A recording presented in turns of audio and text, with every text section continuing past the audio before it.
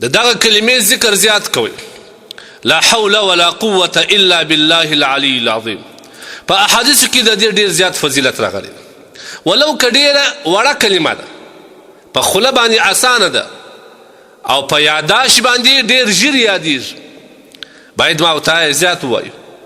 نبی کریم صلی الله علیه وسلم فرمایي چې تاسو د دې کلمې ورد او ذکر زیات کوئ، ځکه دغه کلمه دا د جنت د خزانو څخه یو خزانه ده.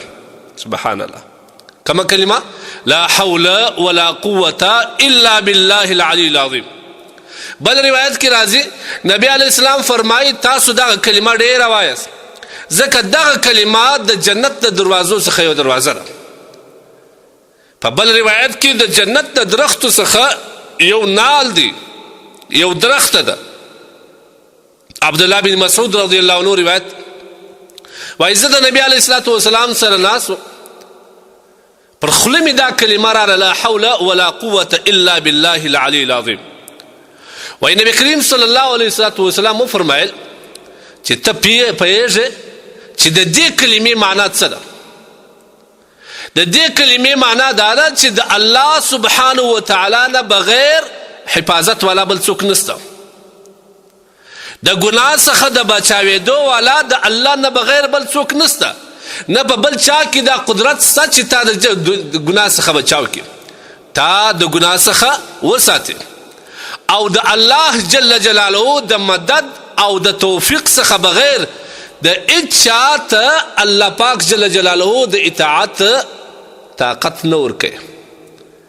الله چې تا ته طاقت درکړي، الله پاک جل جلاله چې تا ته توفیق د اطاعت درکړي، بیا به کوې د الله د توفیق او د الله د مدد څخه بغیر ته اطاعت نسې کولی، عبادت نسې کولی. که دا کلمه ویل الله پاک جل جلاله به تا ته د عبادت توفیق درکړي، که دا کلمه ویل دا به ستا دپاره د جنت د خزانو څخه یو خزانه وي. عام طور دا انسان باید د خپله ژبه په ذکر اذکار باندې لنده وساتي. وخت تېرېږي، دا زمانه روانه ده، د انسان عمر ورځ سره رابلې کمیږي. کوشش دا وکړي په ورځ کې خامخا باید ستا په نیک عمل کې اضافه راسي.